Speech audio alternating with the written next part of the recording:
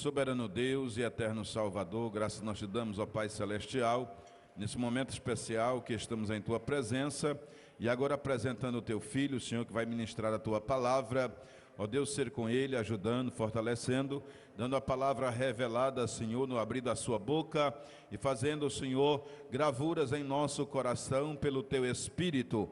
Usa, ó Deus, e abençoa a Tua igreja nesta noite, poderosamente, usando o Teu Filho, e que o Teu Espírito tenha liberdade em nosso meio, para operar em nossos corações, pois nós te oramos assim por fé, certos da vitória, em nome de Jesus.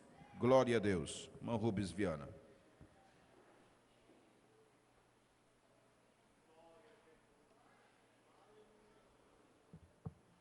Meus queridos irmãos, a paz do Senhor. Quero louvar a Deus pela vida desta congregação, que Deus possa continuar abençoando os nossos irmãos poderosamente, em nome de Jesus. Quero louvar a Deus pela vida do nosso pastor presidente, pastor Josias Gomes, também louvar a Deus pela vida do nosso pastor Antônio Filho, que é o pastor que está cuidando da área 2, que Deus possa continuar abençoando poderosamente. Quero louvar a Deus pela vida do meu pastor Daniel, que é o pastor ali da área 12. Também quero louvar a Deus pela vida da minha esposa, que está aqui, a irmã Aldene, que está me acompanhando nessa noite.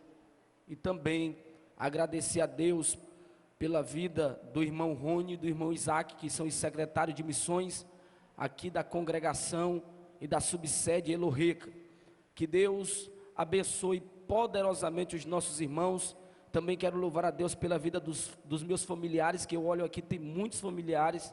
Que Deus abençoe vocês poderosamente, em nome de Jesus. Abra a sua Bíblia no Evangelho segundo escreveu São Marcos, capítulo de número 16, versículo de número 14 ao versículo 18, que diz assim: finalmente apareceu aos 11, estando eles assentados à mesa, e lançou-lhes em rosto a sua incredulidade e dureza de coração, por não haverem crido nos que o tinham visto já ressuscitado. E disse-lhes: ide por todo o mundo e pregai o evangelho a toda criatura.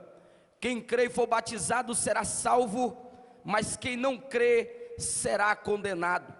E estes sinais seguirão aos que creem em meu nome: expulsarão os demônios, falarão novas línguas, pegarão nas serpentes, e se beberem alguma coisa mortífera, não lhe farás dano algum, e porão as mãos sobre os enfermos, e serão curados. Meus queridos irmãos, nesta oportunidade, nós queremos tratar sobre o assunto de missões, e missões com poder, missões com graça, missões com autoridade vinda do alto. Nós estamos diante de um dos evangelhos mais conhecidos da Bíblia Sagrada, o evangelho que não tem o seu autor revelado, mas algumas testemunhas da época afirmam que Marcos, ou João Marcos, é o autor deste evangelho. Ele escreve este evangelho no período do ano 65 a 68 depois de Cristo. Não tem uma data concreta e específica do tempo da autoria desta carta. João Marcos, ele é filho de uma mulher por nome Maria. Ele aparece ali no livro de Atos dos Apóstolos, se eu não me engano, capítulo de número 12, aonde declara em Atos que na casa de João Marcos, na casa de sua mãe Maria, é onde os crentes se reuniam, os crentes primitivos do início da igreja do primeiro século, se reuniam para adorar o nome do Senhor Jesus. Então o lugar onde eles se reuniam era na casa de João Marcos. Ele é sobrinho de Barnabé. Ele também participou do ministério do apóstolo Paulo e também do apóstolo Pedro. O apóstolo Paulo, na sua primeira viagem missionária, ele leva consigo Barnabé e João Marcos. Mas no decorrer da caminhada, João Marcos desiste e ele retorna para Jerusalém.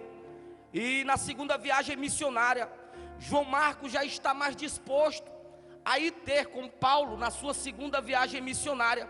Mas Paulo recusa em levar João Marcos, por conta da sua primeira desistência em ir com ele na primeira viagem, por conta das dificuldades. Então Barnabé se aparta de Paulo e vai com João Marcos para Chipre. E Paulo leva consigo Silas para Macedônia, atual Europa, ali especificamente para a cidade de Filipos.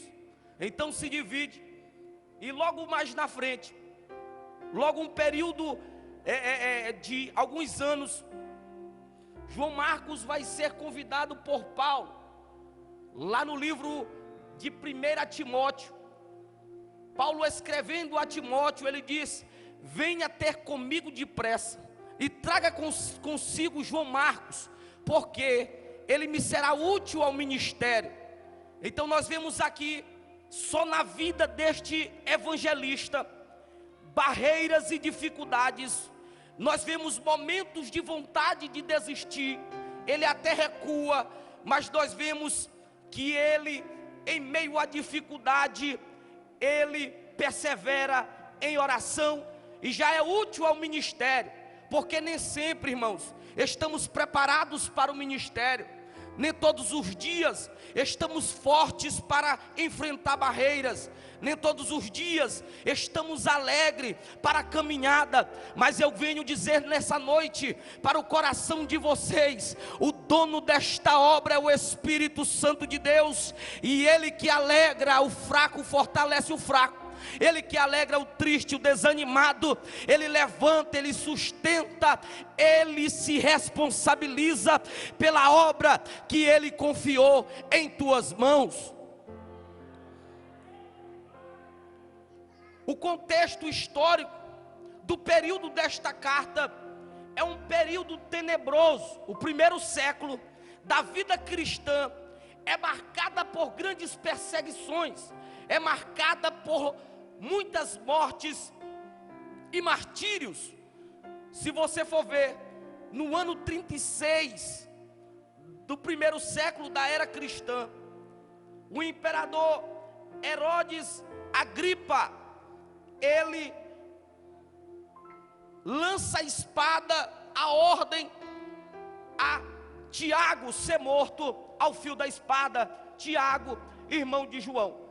18 anos se passaram e um homem chamado Nero, um dos homens mais temidos dos imperadores da história cristã, com 16 anos ele assume o Império Romano, onde a sua mãe mata o seu esposo imperador, e por conta disso Nero assume o poder, e Nero persegue severamente os cristãos.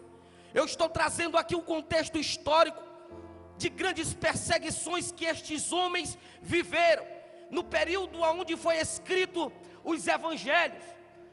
Toda vez que eles eram perseguidos, toda vez que eles se escondiam em cavernas, toda vez que um mártir era morto, a palavra vai dizer que quando um era morto, era como se fosse o trigo derramado no meio do campo. Porque quando um trigo morre, as suas sementes dão vida a centenas, a dezenas de outros trigos. Então também era assim na primeira era dos cristãos. Quando um era martirizado, os imperadores se assustavam, porque eles tentaram parar o crescimento da igreja, Mas eu quero dizer para você nessa noite, por mais que se levantam para tentar parar, por mais que o homem tenta levantar sistema para parar, não adianta, porque esta obra não é do homem. Esta obra quem fundou não foi o homem. Esta obra é de Deus e foi fundada por Deus. O Pai cria, o Filho executa e o Espírito Santo aplica. Não é do homem, é de Deus. Porque se fosse do homem, tinha parado há muitos milhares de anos atrás. Nero está no poder. Nero persegue os cristãos. Os cristãos e os judeus temem falar o nome de Nero. Nero era conhecido como louco, como lunático, por conta da sua perversidade. Um homem que pegava os cristãos e colocava como se fossem luminares sobre os portes de Roma, para que pudesse iluminar o caminho das pessoas, para ter exemplo, que aquele caminho não era o caminho correto a ser seguido. Mas toda vez que Nero fazia isso, mais se expandia o cristianismo. O verdadeiro cristianismo, ele cresce debaixo de luta, ele cresce debaixo de perseguição, ele cresce debaixo de lágrima, ele cresce debaixo de sofrimento. A história vai dizer que no final do seu poder, do seu império, ele vai matar o apóstolo Paulo decapitado. Logo depois, ele mata o apóstolo Pedro crucificado. Homens que não negaram a sua vida por amor de Cristo.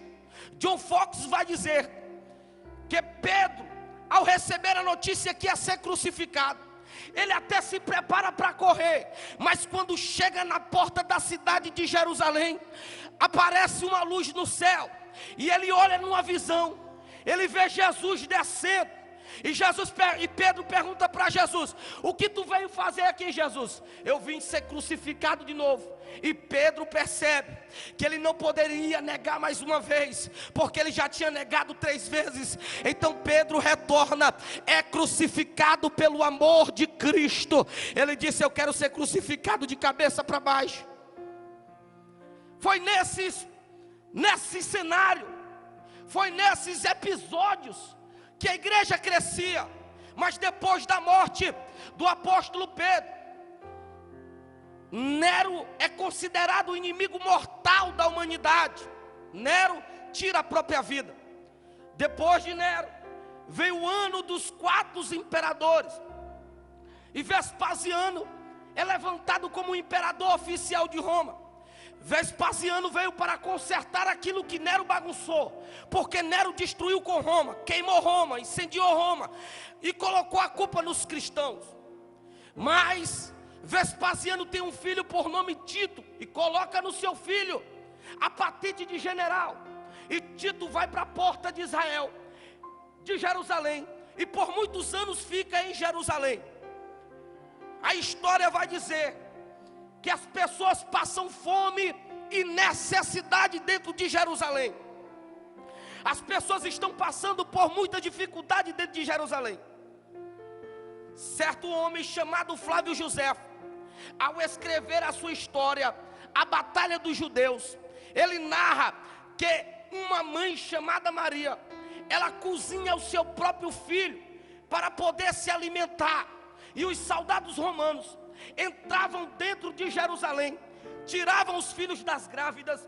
Aí Flávio Josefo afirma que é o cumprimento de Mateus capítulo de número 24. Ai das grávidas, ai daqueles que fugirão no inverno, porque eles irão ver o temor do braço, eles irão ver a veracidade.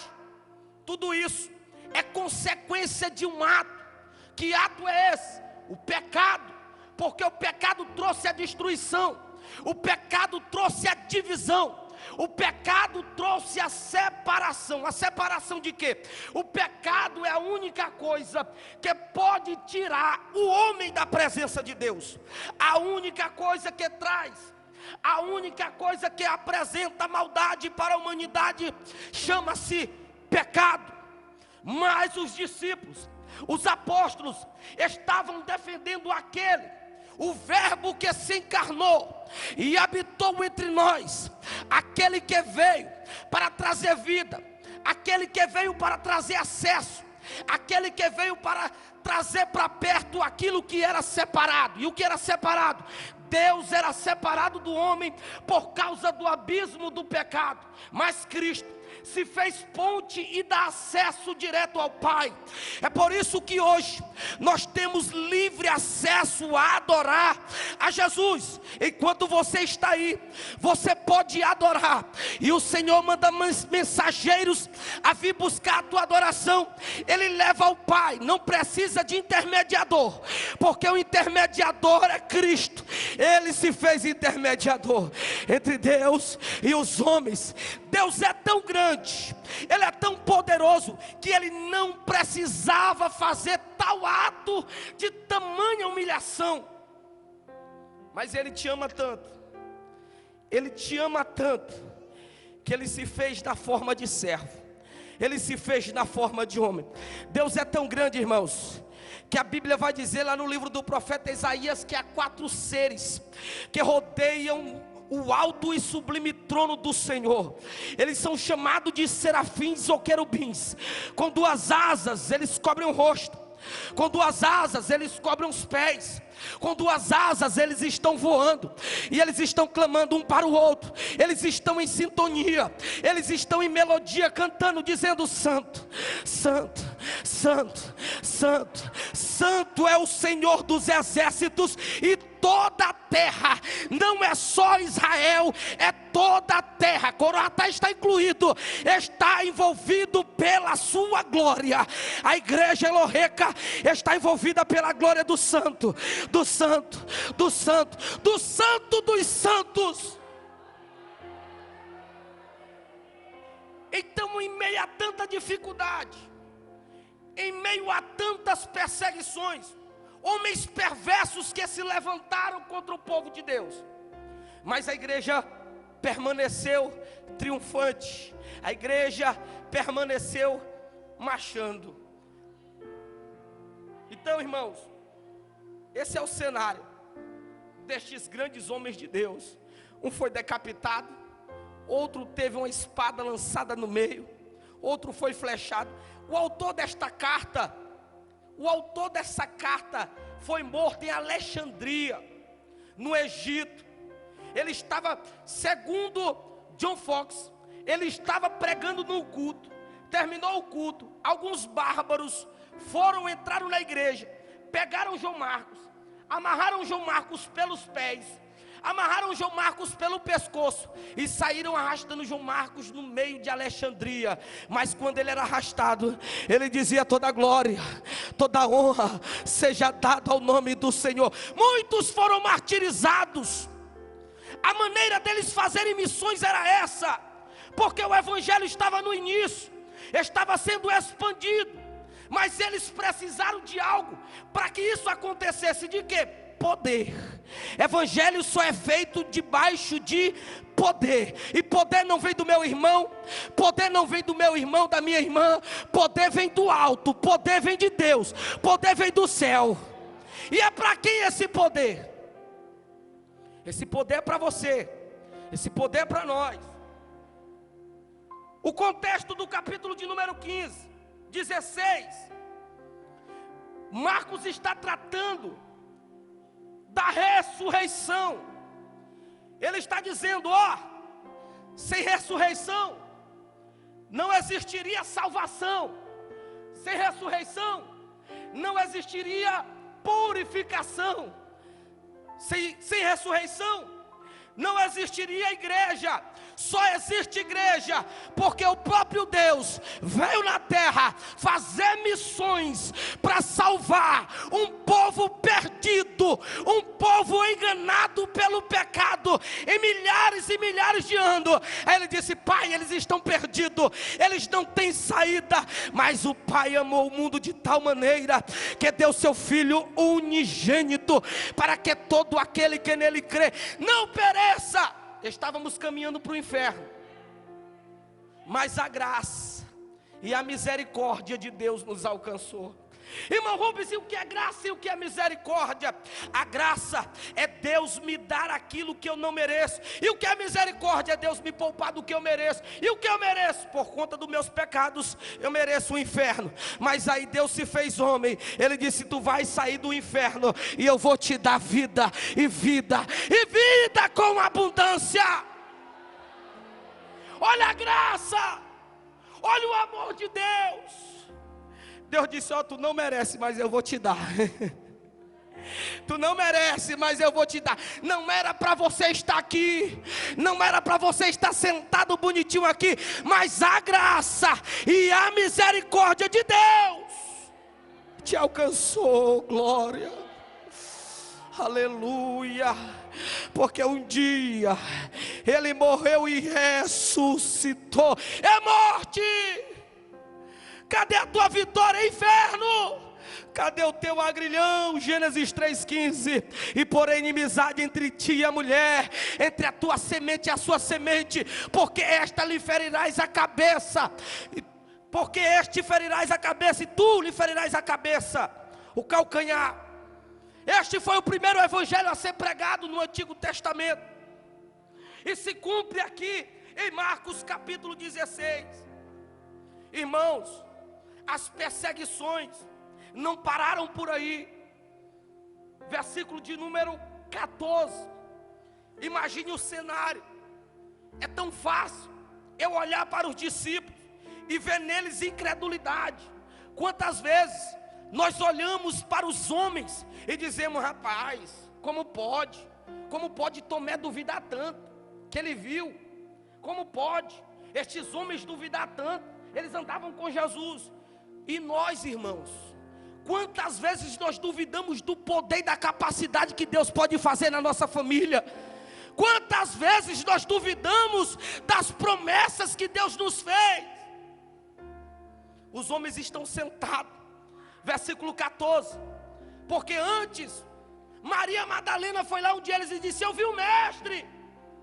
Mas a Bíblia diz: mas ela tinha 7 demônios, da qual Jesus expulsou. Aí, irmãos, o olhar do homem é diferente do olhar de Deus, porque o homem às vezes julga até pelo passado, mas Jesus disse: eu pego o teu passado e jogo no mar do esquecimento. As pessoas às vezes olham para você e lembram do que aconteceu no passado, mas eu quero dizer para você hoje aqui nesta noite: o sangue de Jesus lavou o teu passado e purificou, e Ele disse: agora tu está trilhando um caminho certo, estreito, apertado.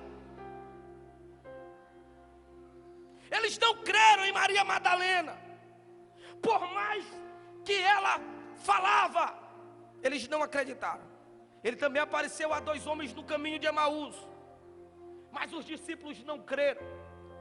Aí versículo 14, finalmente apareceu aos 11, estando eles assentados à mesa, e lançou-lhes. Eles estão o que, irmãos? Assentados. Irmãos, vamos entrar no cenário. Marcos é específico nas suas narrativas. Marcos é especialista em deixar simples a sua mensagem. Ele diz que eles estão sentados, e quando ele fala que eles estão sentados, ele diz que eles estão vivendo num cenário de desistência. Alguns querem desistir porque o mestre morreu, e já estava no 3º dia, e a promessa parece que não ia se cumprir, porque o mestre não apareceu para eles. Alguns com pensamento de desistência, outros com pensamento dizendo: agora acabou, vamos morrer. Porque, irmãos, quando as coisas parecem que vão tudo errado, parece que tudo que a gente faz, parece que nada vai dar certo, aí entra em nós a incredulidade. aí entre nós a desconfiança, aí entre nós o medo, aí entre nós, cadê Jesus? Parece que tudo que eu faço dá errado. Era isso que os discípulos estavam vivendo. Eles estavam vivenciando, quem sabe, até planejando fuga para sair do meio daquele cenário, porque eles sabiam que por conta daquele evangelho eles iriam morrer. Quantas vezes você também, eu não sei nem como você chegou aqui hoje. Quem sabe você chegou com um pensamento de desistência. Quem sabe há muito tempo você nem consegue se congregar mais. Quanto tempo tem que você não se alegra? Quando você chega em casa, ninguém te conhece, você fecha a porta do quarto e vai chorar. Mas eu quero dizer para você nessa noite, quem começou é fiel para terminar. Ele é o alfa, ele é o ômega, ele é o princípio, ele é o meio e também é o fim. Se ele cuida no começo, ele está preparando o fim. Não se preocupe.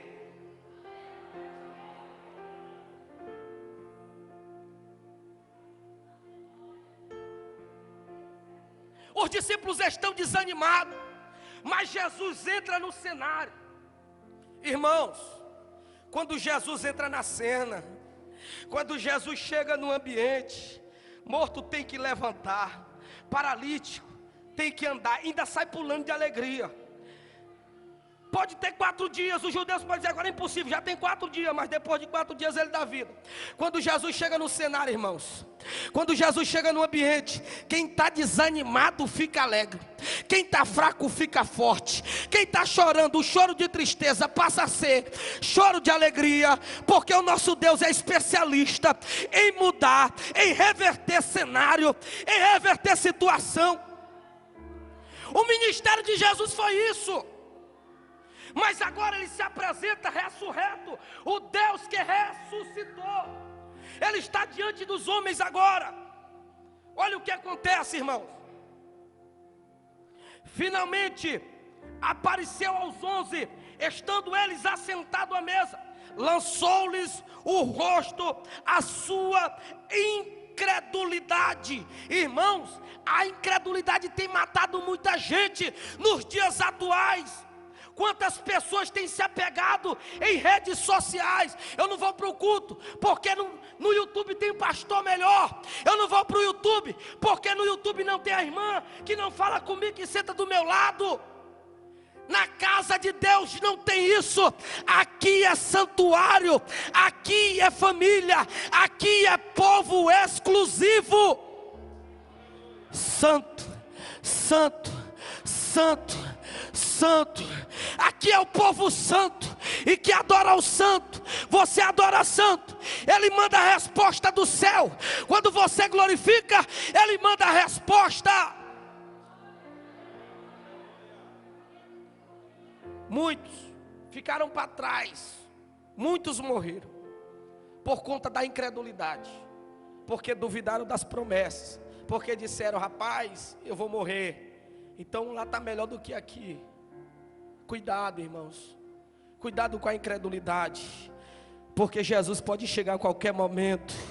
Jesus pode dizer: levanta daí, rapaz, ergue a tua cabeça, pegue força, energia, alegria, e não se preocupe, porque o que há de vir virá e não tardará.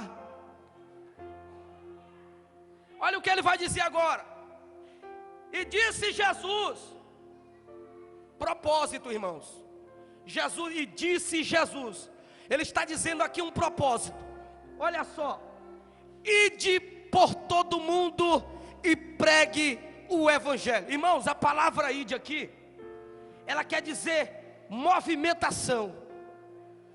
É impossível, olhe para mim, irmãos, olhe para mim, é impossível haver crescimento quando eu estou parado. Mas quando eu estou me movimentando, é impossível continuar do mesmo jeito. Algo tem que acontecer. Quando eu me movimento, quando a igreja se movimenta, quando você se movimenta no trabalho, quando você se movimenta em casa, quando você se movimenta na faculdade, quando você se movimenta na escola, algo de extraordinário acontece. É isso que Jesus está dizendo para os discípulos: ei, levanta dessa mesa, ergue a cabeça e vamos se movimentar, rapaz, porque para vocês foi dado poder. A palavra poder é dunamis. O que é dunamis? Dunamis é dinamite. Para que serve dinamite? Dinamite é explosão. E para quem foi dado poder? Mas recebereis poder, que há de vir sobre vós, e ser-de-eis minhas testemunhas, tanto em Jerusalém, como em toda a Judéia, Samaria e até os confins da terra. Eu te pergunto nessa noite: você tem se movimentado pelo menos em casa? Você tem se movimentado pelo menos para a tua família? Ano passado você disse que esse ano ia ser diferente. Está sendo diferente, irmã? Está sendo diferente, irmão? Ou está do mesmo jeito? Ou piorou o negócio? Porque ano passado você fez propósito. Eu quero te dizer um negócio bem aqui nessa noite. O Senhor faz propósito e Ele cumpre o seu propósito. Ele é fiel na sua palavra. Ide, se movimente, porque eu te dei poder. Você é uma explosão, mocidade. Vocês são dinamites nas mãos de Jesus. Círculo de oração, vocês são uma dinamite nas mãos do Senhor Jesus. Igreja, nós somos explosão. Aonde você chegar, você tem que fazer a diferença. Por quê? Porque eu sou luz, eu sou sal. É a igreja. Ide por todo mundo e pregai o evangelho. Eu tenho que movimentar, irmão, porque eu vou lhe dizer uma coisa nessa noite. Se eu viesse aqui contar o meu testemunho para vocês, a igreja ia se alegrar, poderia sair até um arrupio, mas você ia voltar para casa, ia permanecer da mesma forma. Eu passasse uma hora aqui contando meu testemunho, vocês iam se emocionar, mas iam voltar para casa do mesmo jeito. Evangelho não. Evangelho você ouve, se não se emocionar ele te muda do mesmo jeito, se ficar triste ele te muda do mesmo jeito, se chorar ele te muda do mesmo jeito, se sorrir ele te muda do mesmo jeito, porque quem tem intimidade com a palavra é impossível permanecer da mesma forma. Evangelho é metanoia. O que é metanoia? Mudança de comportamento. É por isso que ele diz: ide e pregai o evangelho. Não ide e pregai a história, não ide e pregai o teu testemunho. Quando você tiver oportunidade, não conte testemunho não, pregue o evangelho, pregue a palavra, porque a palavra que dá vida, porque a palavra que transforma, porque a palavra que dá força, porque a palavra que salva, porque a palavra que alegra, porque a palavra que é viva, porque a palavra que é eficaz, porque que a palavra é mais afiada do que uma espada de dois gumes, porque a palavra penetra na divisão da alma, porque a palavra penetra na divisão do espírito, das juntas e medulas, e é apta para discernir os pensamentos e intenções do coração. A palavra é luz para o caminho, a palavra é luz para o cego, a palavra é direção para o perdido, a palavra é vida para o morto, a palavra é força para o caído. Oh glória, oh glória. A igreja está entendendo. Levante a mão, levante a mão, levante a mão. Irmãos, nós estamos vivendo em um tempo que precisa ter movimento, mas movimento de palavra. Enquanto eu estou aqui, irmãos, tem almas aprisionadas lá fora. Então se preocupe com o próximo, se preocupe com quem está precisando de você. Não espere somente pelo teu pastor, faça começando de você. A iniciativa tem que começar de mim. Eu não posso esperar somente a minha liderança. Por quê? Porque o poder foi dado para todos. Aqui a palavra não diz: mas recebereis poder os pastores, auxiliares. Não, mas recebereis poder e ser-me-eis testemunhas, tanto em Jerusalém como em toda a Judéia. Seja testemunha em casa, seja testemunha na tua rua, seja testemunha no teu trabalho, seja testemunha na tua faculdade, seja testemunha onde você pisar. Faça a diferença. E quem crê, irmão, se a pessoa não crê, você não tem nada a ver com isso. Mas quem crê e for batizado será salvo.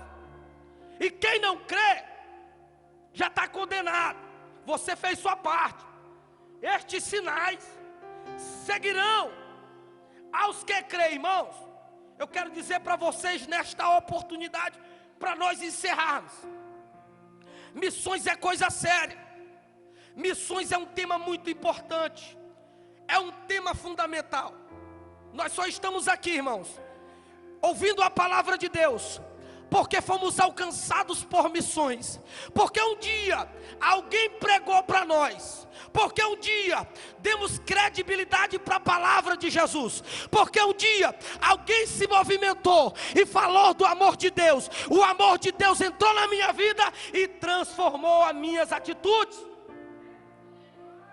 Aí ele diz: estes sinais, que sinais, irmãos?